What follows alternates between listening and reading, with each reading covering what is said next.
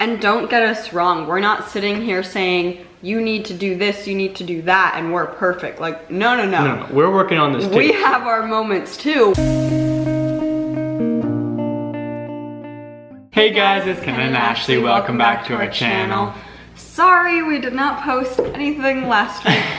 I am just getting over a cold and I was just dreading filming a video with my voice sounding manly and stuff, and it just wasn't happening for me. So we skipped out on last week, but we are back with another video.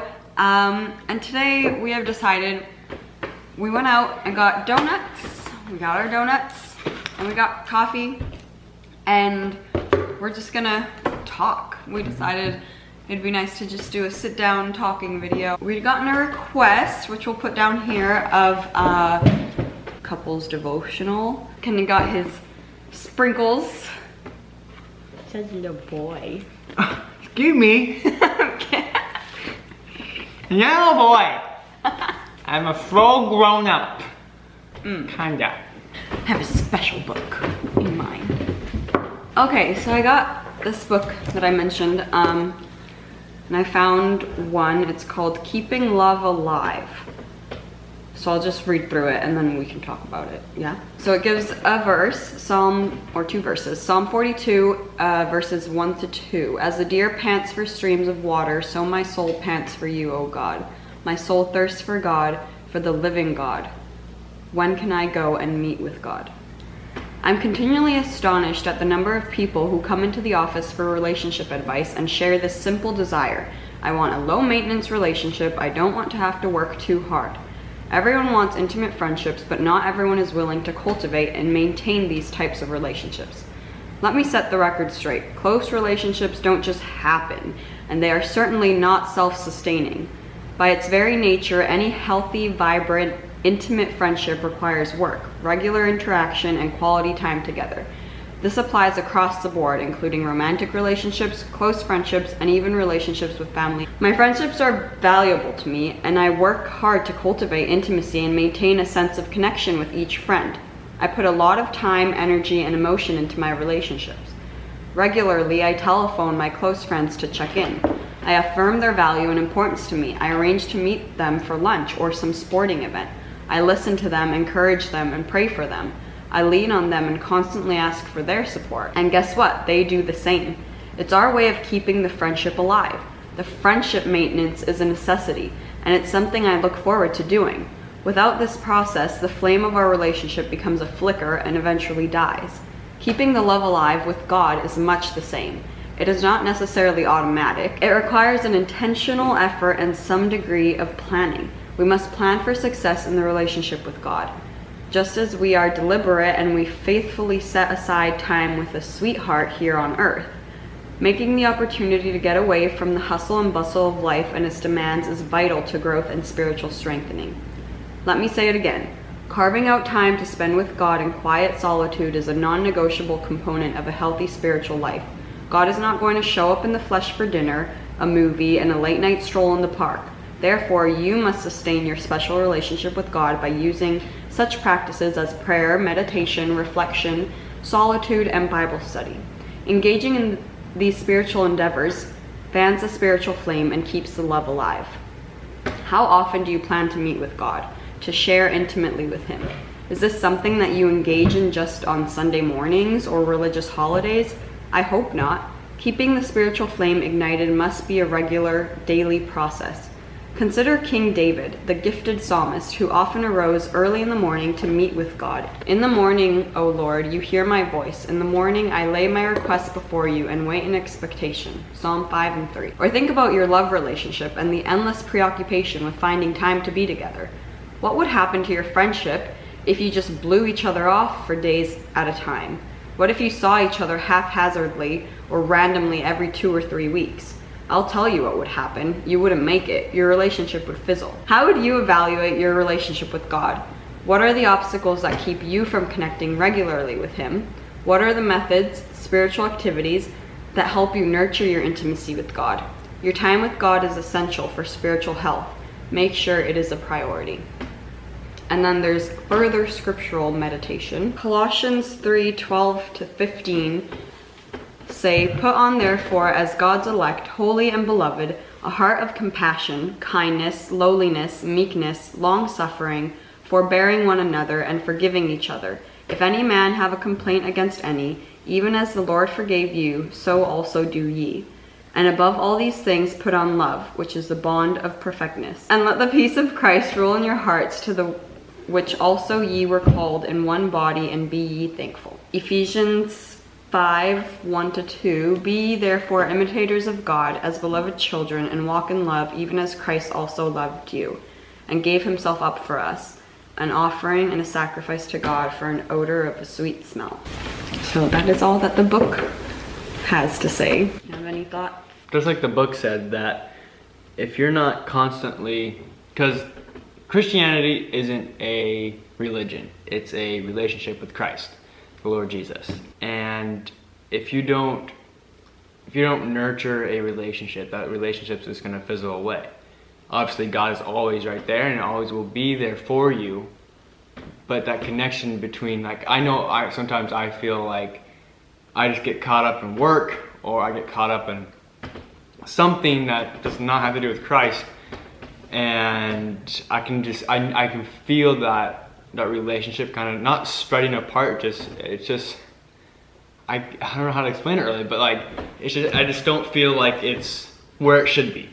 And everyone can improve, of course. But along with that, like mine and Ashley's relationship, we've been dating for almost 3 years, and 3 years is a long time. But yet every day I still learn something about her, or I get to know her a little bit better, and I look forward to this time. I do. What? And so, so if I didn't see Ashley for a month straight, I don't want to. Like, obviously, like, I'm sorry.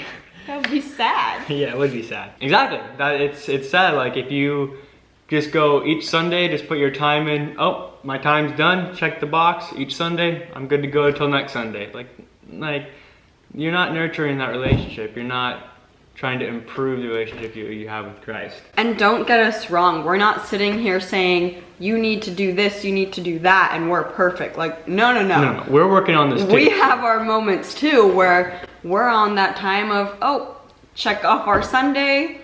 Let's continue with the week until next Sunday. Yeah. Like there's times where we do have that kind of mindset because we are so focused on everything else.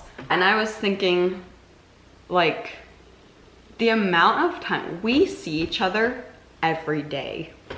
And it may not be necessary, but we think it is. Just imagine if we treated our relationship with God the way we treat our relationship of like, I need to see you every day. If we felt that way, that was the verse that we read at the beginning in Psalm, just as a deer pants for water, so my soul thirsts for you. Like, could you imagine to just truly feel that every day? Like, just be so desperate to have him in your life all the time that you're so like in awe and so in love with just having him around. Like, I feel like we get so lost in everything else in this world sometimes that you just like lose that feeling, you lose that fire within you, and it just needs to be like rekindled. Yeah, definitely. And there's a bug in my donut. Go away, bug. Don't smash it on the...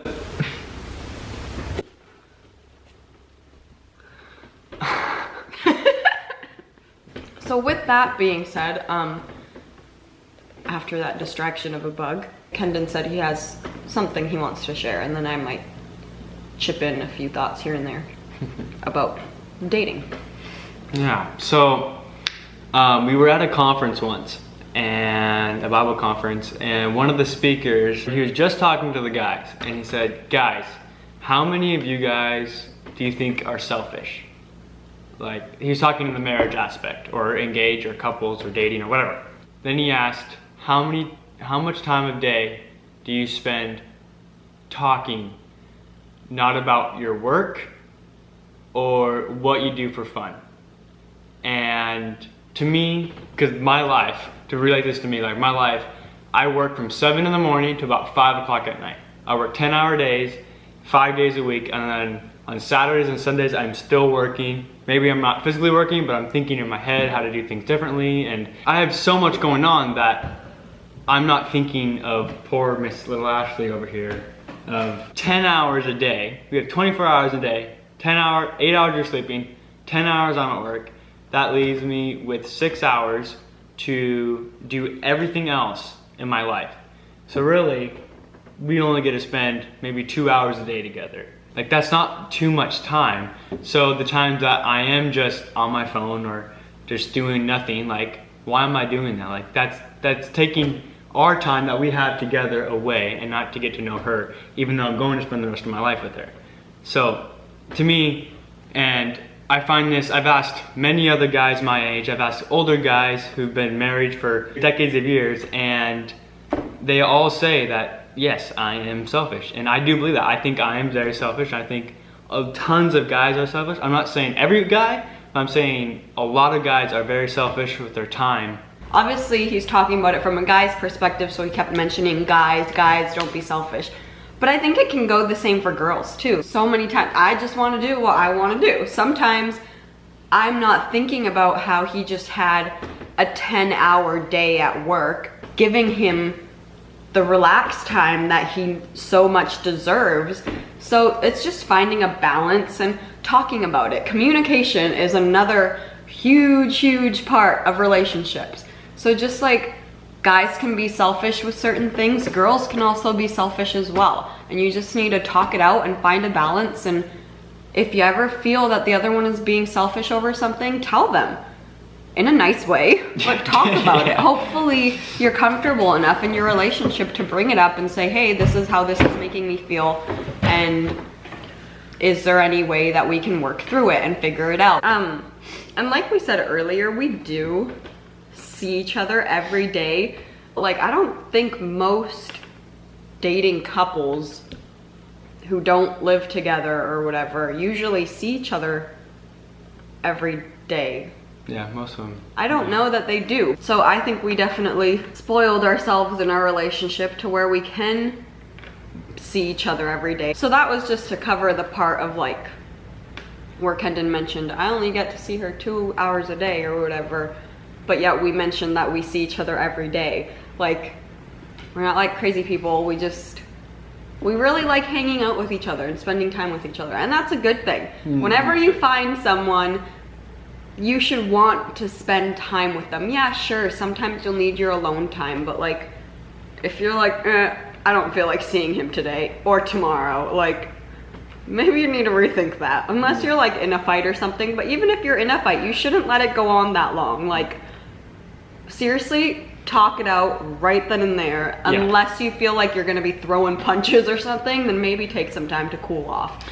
I definitely find that, on that topic, I definitely find that if we ever do get in a disagreement or a little small argument, that it's always better to apologize and talk it out right then and there. If you never talk it out, or if you leave it dwindling between you guys for who knows how long, it's just gonna build up and build up and build up, and it's just not gonna be good in the end. So don't sweep it under the carpet. That's the worst thing to do. That was a good kind of spread of, we kind of went all over the place. Hopefully this makes sense to you guys. Yeah. And you guys enjoy this. We kind of jumped from one thing to another, and then jumped back to this one, and then, you know, but yeah, it was a request. We figured we're in the mood for donuts and coffee, so let's do a talking video with you guys. So if you enjoyed it, make sure you let us know in the comments down below if you'd like us to do more things like this, or certain topics that you would enjoy us